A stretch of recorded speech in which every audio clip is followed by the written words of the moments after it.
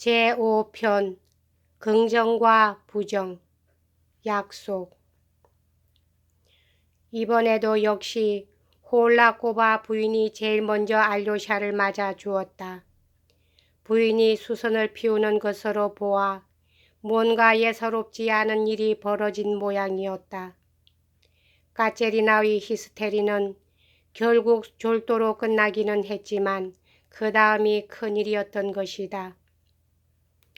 그러고 나선 말할 수도 없을 만큼 무서운 쇠약 증세를 일으켜서 자리에 눕자마자 눈을 까뒤집고 헛소리를 해대지 않겠어요.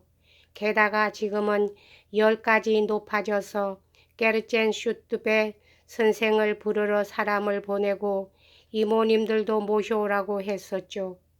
이모님들은 벌써 와 계시지만 아직 게르첸 슈트베 선생은 오지 않았어요. 모두들 그 아가씨가 있는 방에서 기다리고 있는 중이에요. 아가씨가 정신을 통 못 차리고 있는데 그러다가 혹시 심한 열병이라도 되면 어떡하죠? 이렇게 큰 소리로 두드러대면서도 홀라꼬바 부인은 정말 급에 질린 것처럼 보였다. 정말 큰일 났어요 하고 말끝마다 덧붙이는 품이 여태까지 있었던 일 중에서 그만큼 큰 일은 없었다는 듯한 말투였다. 알료샤는 걱정스런 표정으로 부인의 말에 끝까지 귀를 기울이고 있었다. 그러고 나서 자기한테 일어난 일을 설명하기 시작했으나 말을 꺼내기가 무섭게 부인이 가로막았다. 그런 걸 듣고 있을 여유가 없다는 것이다. 부인은 그에게 리저한테 가서 그 곁에 붙어 앉아 자기가 올 때까지 기다려 달라고 했다. 그런데 리저가 말이에요. 알렉세이 표도로비치 하고 부인은 귀에 입이 닿을 정도로 가까이 대고 소곤댔다. 글쎄 리저가 나를 깜짝 놀라게 했지 뭐예요. 하지만 한편으로 나를 아주 감격시켰어요. 그래서 그의 일이라면 무엇이든 용서해주고 싶은 심정이에요. 다름 아니라 아까 당신이 집에서 나가자마자 그 애는 갑자기 어제 오늘 당신한테 빈정거린 것을 진심으로 후회하기 시작했거든요. 뭐 아기를 가지고 그런 것은 아니고 그저 장난기로 그랬던 것이었지만요. 그런데 그 애가 울듯이 진정으로 뉘우치는 바람에 난 깜짝 놀랐어요. 그 애는 나를 비웃고 나서도 한 번도 뉘우쳐 본 적이 없고 언제나 농담으로 얼버무려 버리기가 일쑤였거든요. 당신도 아시다시피 그 애는 줄곧 나를 비웃고 있답니다. 그런데 이번엔 진정이에요. 철두철미 진심에서 그런 거예요. 알렉세이 표도로비치, 그 애는 당신의 의견을 아주 존중하고 있어요. 그러니까 될 수 있으면 고집을 부리지 마시고 그 애의 기분을 상하게 하지 않도록 해주세요. 난 언제나 그 애에겐 관대하게 대하려고 하고 있어요. 원래 영리한 아이니까요. 안 그래요? 조금 전에도 그 애는 당신이 자기 소꿉동무였다고 말했어요. 어릴 적부터 사귀어 온 가장 참된 친구예요. 라고 말이죠. 글쎄 가장 참된 친구라는 거예요. 그런데도 나는 하고 그 애는 자기 행동을 뉘우치고 있어요. 그 애는 이런 면에 있어서는 매우 진지한 감정과 추억을 지니고 있답니다. 그런데 정말 놀랄 만한 것은 예기치도 못한 때에 깜짝깜짝 놀랄 만큼 기묘한 말들이 그의 입에서 연방 튀어나오곤 하는 거예요. 예를 들어 바로 얼마 전에 소나무 얘기만 하더라도 그래요. 그 애가 아주 어렸을 때 우리 집 정원에 소나무가 하나 서 있었어요. 하긴 지금도 서 있을 테니까 구태여 서 있었다고 과거형을 쓸 필요는 없겠군요. 알렉세이 표도로비치, 소나무는 사람하고는 달라서 세월이 흘러도 쉽게 변하지 않거든요. 그런데 그 애는 이런 말을 했어요. 어머니, 난 그 소나무를 꿈속에서 본 듯이 기억하고 있어요. 라는 거예요.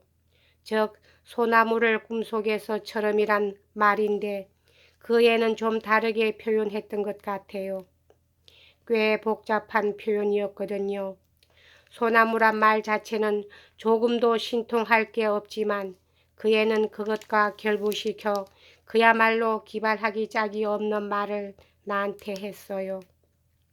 하도 묘한 말이어서 내 재간으로는 도저히 그대로 옮길 수가 없을 지경이에요. 하긴 벌써 다 잊어버렸지만 그럼 이따가 또 만나요. 나는 너무 놀라서 그냥 미쳐버릴 것만 같아요. 알렉세이 표드로비치, 나는 벌써 2번이나 정신 이상에 걸려 치료를 받은 적이 있답니다. 그럼 리저한테 가서 그 애를 돌봐주세요. 그 애가 기운을 차리도록. 당신이라면 그 애를 기운 차리게 하는 것점은 문제도 아닐 테니까. 예, 리저야. 부인은 방문 앞으로 다가가며 소리쳤다. 자, 여기 내가 그렇게 모욕을 준 알렉세이 표드로비치를 모셔왔다. 그러나 조금도 화를 내시지 않으니까 안심해. 오히려 내가 그렇게 생각하고 있는 걸 이상하게 여기실 정도니까. 고마워요, 엄마. 어서 들어오세요, 알렉세이 표드로비치. 알료샤는 방 안으로 들어갔다. 리저는 어쩐지 조금 당황한 표정으로 그를 쳐다보다가 갑자기 얼굴을 확 붉혔다. 무언가 몹시 부끄러워하는 눈치였다. 그리고 이런 경우에 흔히 그렇듯 그녀는 전혀 상관도 없는 이야기들을 마구 짓거리기 시작했다. 마치 그 순간에 그녀가 생각하고 있는 건 그것뿐이라는 듯이. 알렉세이, 엄마가 무슨 생각을 했는지 방금 나에게 그 200루블리 얘기랑 당신이 그 가난한 장교한테 심부름을 갔었다는 얘기랑 죄다 해 주셨어요. 그 장교가 모욕을 당했다는 얘기도. 엄마 얘기는 도무지 두서가 없었지만서도요. 엄마는 한 가지 말을 미처 자세히 얘기하기도 전에 자꾸만 서둘러 얘기하는 버릇이 있거든요. 그래도 나는 그 얘기를 듣고 그만 눈물을 흘렸어요. 그래, 어떻게 됐지요? 그 돈은 전해주셨나요? 그 불쌍한 사람은 지금 어떻게 지내고 있나요? 사실은 돈을 주지 못했습니다. 얘기를 하자면 퍽 길어질걸요. 알료샤는 그 나름대로 돈을 주지 못한 것이 무엇보다도 마음에 걸린다는 듯이 이렇게 대답했다. 그가 자꾸만 옆으로 눈길을 돌리며 상관도 없는 얘기를 하려고 애쓰는 것이 리저의 눈에도 명백히 드러나 보였다. 알료샤는 탁자를 향해 앉아서 이야기를 시작했다. 그러나 일단 말을 시작하자 당황한 빛은 완전히 사라지고 이번에는 오히려 리저의 흥미를 온통 집중시키기까지 했다. 지금까지도 그는 조금 전에 받은 강렬한 감동과 깊은 인상에 빠져 있었으므로 모든 것을 일일이 자세하게 이야기할 수 있었던 것이다. 전에 모스크바에 있을 적에도 그는 아직 어린애였던 리즈를 자주 찾아와서는 자기에게 새로 생겨난 사건이며 책에서 읽은 것 또는 자기의 어린 시절의 추억 같은 걸 얘기하곤 했었다. 때로는 둘이 함께 공상에 잠겨 여러 가지 소설 같은 것을 꾸며내기도 했는데 그것은 주로 신이 나고 우스운 얘기들 뿐이었다. 그래서 지금 그들은 2년 전의 모스크바 시절로 갑자기 되돌아간 것 같은 기분에 빠졌다. 리저는 알료샤가 뜨거운 동정심을 갖고 일류샤의 모습을 그려 보여주었기 때문에 그의 말에 몹시 감동이 되었다. 불행한 태역 대의가 돈을 짓밟은 광경을 상세하게 말하고 났을 때 리저는 끓어오르는 감정을 억제하지 못하고 두 손바닥을 탁 치며 소리쳤다. 그럼 돈을 주지도 못하고 그 사람을 그냥 놓쳐버렸군요. 아이 참, 쫓아가서 붙잡지 않으시고.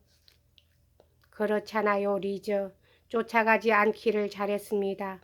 알료샤는 의자에서 일어서더니 무언가 생각 키우는 것이 있다는 표정으로 방안을 한 바퀴 돌았다. 어째서 잘하셨다는 거예요? 그이들은 지금 먹을 게 떨어져 당장 굶어 죽을 지경일 텐데요. 죽지는 않을 거예요. 하여튼 그 200루블리는 그 사람들 것이니까요. 내일은 아마 그 돈을 받을 겁니다. 틀림없이. 여기까지 하겠습니다.